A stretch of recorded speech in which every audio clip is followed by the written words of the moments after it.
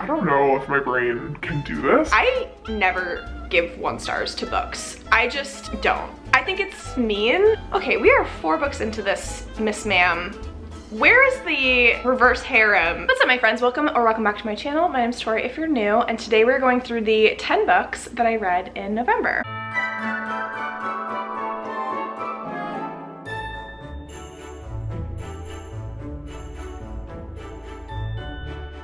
Okay, so October I fell into a massive reading slump, questioning if I still liked to read or not. Like, it was so bad. And so November, I wanted to give myself some grace and just let myself read whatever I wanted. So I mood read my way through November. We're not mad about it, but just know it is a very eclectic mix of books. So as I usually do, I'm gonna start with my lowest rated and move my way to my highest rated for the month.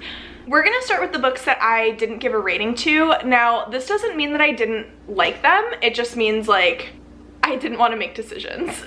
So the 2 books that I didn't give a rating to, the first one, I read volume 3 of The Promised Neverland. This is a horror manga series. I find giving mangas a rating really very difficult because each volume is just a continuation of the story. So it's almost just like another set of chapters for a continuing story. You do not get an exposition and a rising action and a climax and a falling action. It's literally just like the next section of the story. And for me, that makes it so difficult to give a rating because it's like, we didn't get like the full story, if you know what I mean. So I feel like with mangas, once I finish the series, that's when I will give it a rating all together, but I will not be giving individual volumes of mangas a rating. So this manga is about this group of kids who is at an orphanage, and they've been raised there their entire lives. It's really all that they know, and they have a really good life. They're very taken care of. They feel loved. They have a good relationship with all the other children. But we have this group of 3 who are some of the eldest amongst the orphanage kids, and they figure out a dark secret about the world around them and also what this orphanage actually is. And the tale just spirals from there. It is absolutely horror. It is very, very creepy, but I will not say any more because I don't want to give any spoilers. But this was so much fun to read. They're very suspenseful, and you really want to figure out like who they can trust, who can't they trust, what are they gonna do, all of those questions. The next book that I did not give a rating to is book 4 in the Unlucky Succubus series by L.L. Frost. So this was Succubus Hunted. This is a Kindle Unlimited adult fantasy romance series. Our main character is a succubus. She's had a very unusual creation as a succubus. Her story is not like anyone else's, and so she's really trying to figure out how to be a succubus. She doesn't have the same type of abilities and powers as some of the other succubi who have tried to help raise her, and so she gets involved with these 3 very, very powerful like chaos demons. These are demons that have so much power that if it really like builds up, they can destroy the world. So one of them is a storm demon, one of them is a frost demon, and one of them is kind of like a fire and chaos demon. So succubus drain the life out of humans typically, but she likes humans, and so she doesn't want to feed off of humans, so instead she sucks the energy out of these demon men, and it is just really fun. It's kind of like a mindless romance series. I picked it up because I wanted something that was just gonna be fun to read. You didn't have to like think too much about it. It doesn't go super deep. You're just there for a silly, goofy, fun time, and that's exactly what these books are. So in book 4, that's what I got. But with this entire series, I haven't rated any of these books because it's just like a reverse harem romance series. They're not like great, you know, like I'm not there for a superb writing extravaganza. I'm just there to have fun. But I will say, after reading the 4th book, I still didn't get what I wanted to get in terms of like the romance from this book or from the series so far, and I was like, okay, we are 4 books into this, Miss Ma'am. where is the reverse harem? I'm probably not going to continue with the series, but if you are looking for something that's just really like, again, fun to read, I do recommend it. It's fun. The book that I gave 1 star to, and if you know me, you know that I never give 1 stars to books. I just don't. I think it's mean in some cases. Like, if I'm giving a 1 star to a book, I know that it probably just like wasn't for me, and I would just DNF the book as opposed to continue reading it and like give it a 1 star. However, this was our book club pick for the Confused Queens book club. I was so excited for this book because I love Adeline Grace. I read the All the Stars and Teeth duology, really thoroughly enjoyed it. I think I gave it 4 stars. Belladonna was just such a disappointment in so many ways, and I will leave the link to our live show discussion for this book because we did discuss it thoroughly, so I won't get super into it here, but if I had the choice, I would have just DNF'd this book after the first 5 chapters because right from the beginning, I knew that it wasn't gonna give what I thought it was going to give. And so from there, I was just like, no. And it just like got worse from there for me. So I'm not here to yuck your yum. If you love this book, amazing. But I purchased this book physically and then I unhauled it. So hopefully it found a home where someone enjoys it more than I did. Then the next book I gave 2 stars, and this was The Hand on the Wall by Maureen Johnson. This is the 3rd book in the Truly Devious series. This is a YA mystery, like whodunit murder mystery book. I gave this 2 stars because I felt like this was really, really unnecessary, if I'm being honest. I loved the Truly Devious series. Like the first 2 books, absolutely obsessed with them. I even bought the 3rd and the 4th book because I thought I was going to continue on with the series. But for me, at this point in the story, it felt like there was nothing left to solve. This felt like the story was being dragged out unnecessarily. I definitely skimmed the last like 100 pages of this because I was totally uninvested, but I wanted to see what happened with the ending to see if it could like pique my interest again. But this was kind of a flop for me. I'm very disappointed. I will be unhauling, I have the first 4 books in this series. I will be unhauling them on my Pango books. So if you are interested in reading this series, I'm gonna be selling them, and that link is in the description box below. Okay, then all the rest of my books were 4 and 5 star reads. So the first book that I gave 4 stars to is called Heart of the Raven Prince by Tessania Odette. I love the Entangled with Fae series. I read The Curse of the Wolf King, which was so kindly gifted to me by Alva, and absolutely fell in love. This is a series that's on Kindle Unlimited as well, so if you want to read it kind of for free if you have Kindle Unlimited, I highly, highly recommend. This is an adult fantasy romance series that is a retelling of classic fairy tales set in the Regency era, and it's told with fae. This is the Cinderella retelling, and it was so good. We follow our main female lead. Her name is Ember. She is very close with her father. He remarried after her mother died to her stepmother, and she has stepsisters who are not nice to her at all. They make her hide her fae features. Like, she has this really, really pretty blue hair, and they make her wear this horrendous old school like bonnet to cover her hair. Yeah, they're just not nice to her. So in public, they make her pretend to be their maid, as you do in a Cinderella retelling. The stepsisters really, really want to go to this ball. It's set in the Regency era, so it fits very, very well in with that Cinderella retelling.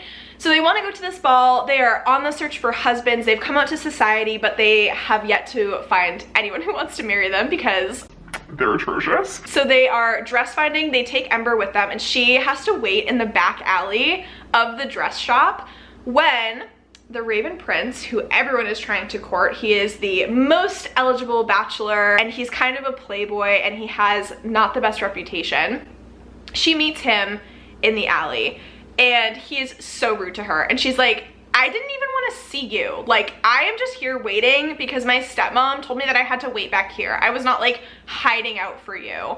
And he's like, oh my gosh, like, control yourself. Like, I don't want to talk to you, blah, blah, blah. He's such a douchebag to her. Anyways, it just goes on from there. So it's kind of like a hate to love, but Prince Franco has so much under the surface. He is such a cinnamon roll, and the way that their romance develops, it is just a really, really cute, cheesy, corny, but in the best way type of romance. And I need more people to read this series because I have loved the first 2 books and I cannot wait to read the 3rd one, which is the Little Mermaid retelling. So excited. The second 4-star read that I had was Daughter of the Moon Goddess by Sue Lynn Tan. I have been wanting to read this book since I got it, since it came out at the beginning of this year, and so I'm really proud that I finally got to it. It did not disappoint. So yeah, I gave it 4 stars. I listened to the audiobook mostly, and the audiobook was absolutely fantastic. This is a story about Xingyin. She's unaware that she's being hidden from the celestial emperor. That is such a hard word to say. Until she kind of has this burst of magic, and she is living / hiding on the moon with her mother, who's the moon goddess. This burst of power kind of alerts the authorities, and they come to question her mother, and her mother sends her away to protect her into the celestial kingdom. Xingyin is just trying to figure out, she's kind of just had her world completely turned upside down. She doesn't know how to survive anywhere besides on the moon. That's where she grew up, that's all she's ever known. Along the way, in disguise, she ends up befriending and training with the emperor's son, and she becomes such a little badass main character. She trains to become an archer, and she's kind of discovering some magic abilities. It's a little bit of a love triangle trope, but also it's just a really cute YA fantasy about our main character's journey of self-discovery, which that trope just has a special place in my heart. I tend to love books where it's a journey of self-discovery for a main character, especially when there's adventurous things happening in the book. This is absolutely a story of adventure. The characters in this book, the creatures that they have to encounter, there's dragons in this book, which I love. So yeah, overall, it was just a really cute story. Then we have Twin Crowns, which was co-authored by Catherine Doyle and Catherine Weber. This was another one that I listened to the audiobook for, and I went into this with 0 expectations. I hadn't heard anyone talk about this book. I only picked it up and had it on my shelves because it was sent in a fairy loot box, and I am just, this is like the prettiest paperback I've ever seen in my entire life. This gives royal witchy parent trap, except there's not really parents, it's just the 2 twin sisters switch places. It was so much fun. And I did do a reading vlog on this as well, so I will link the reading vlog for this in the description box below so you can get all of my thoughts and things like that. Princess Rose is very sheltered. She's been lied to about like the history of her land, so she knows one part of history.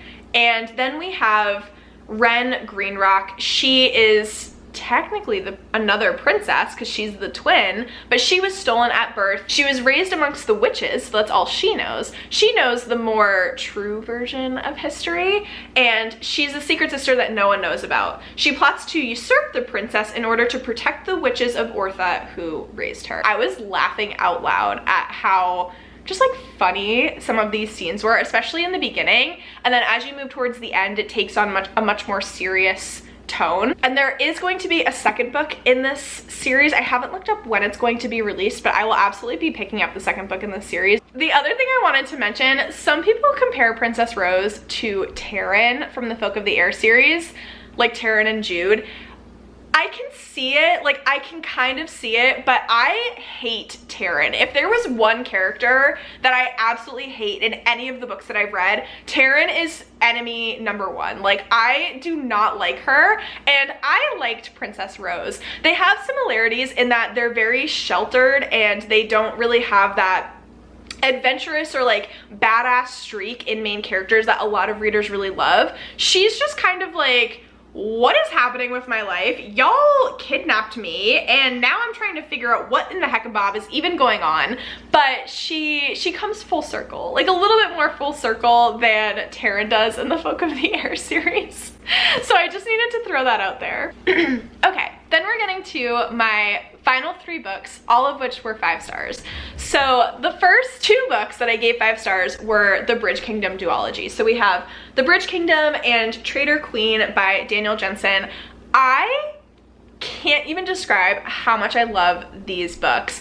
I have been searching for the same high that I got from the Folk of the Air series, Jude and Carden, that enemies to lovers, that true fantasy, enemies to lovers, they hate each other, they are pitted against each other, romance. And I've never found that in any of the other enemies to lovers books that I've tried to read besides June and Carden from Folk of the Air until I read Bridge Kingdom. I love Arin and Laura. I love that she is an assassin that was trained from a very young age to infiltrate the Bridge Kingdom and to assassinate Arin. It's an arranged marriage. So Arin is fully willing to take this bride from a rivaling kingdom because he thinks it's going to lead to an alliance and to peace for his kingdom.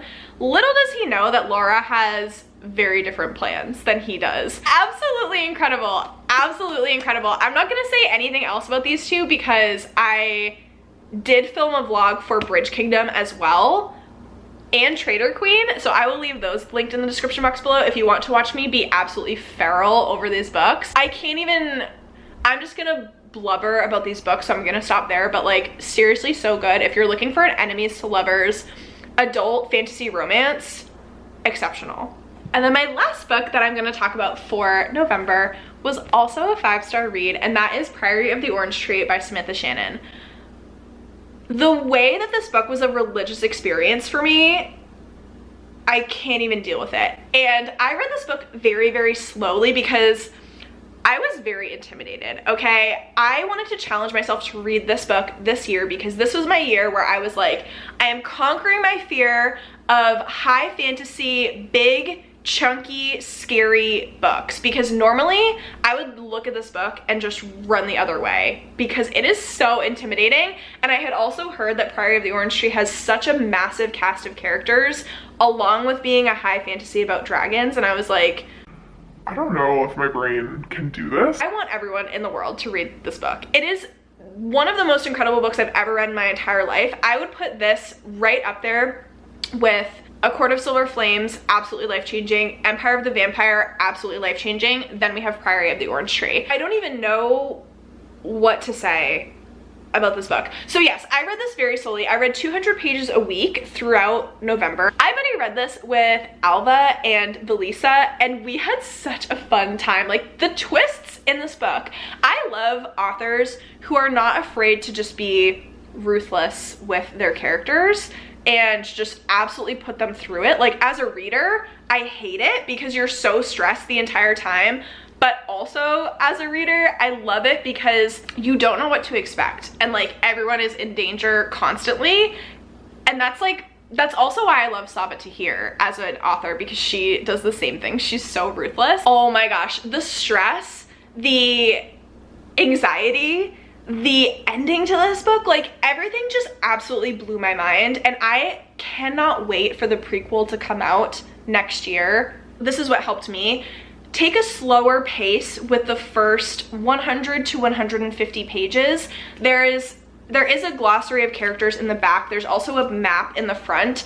I referred to those two resources a lot because I really wanted to understand who each character was and then where they were in the world, because that does make an impact. Each chapter is actually labeled as East and West, and then some of them are South as well. So understanding where everything is happening on the map, I feel, plays a very important role in understanding this book. But it wasn't overly complex. I would just start a chapter and it'd be like, okay, we're with these characters, like where are they again on the map? And I would try to find the city that they were in. And it was really helpful, and I feel like that really helped my enjoyment of reading this book. And then the way that all of the characters start out relatively separately in the world and what's going on with their lives, and then at the end they all come together. I need to just stop because like I could go on forever and ever and ever and ever and ever about this book. But those are all the books that I read in November, my friends. I hope that you enjoyed this video. If you've read any of these books, please let me know what your thoughts were in the comments down below. And if you've made it this far, leave a little dragon emoji because I am now like obsessed with dragons. Thank you so much, my friends. I will see you in my next one.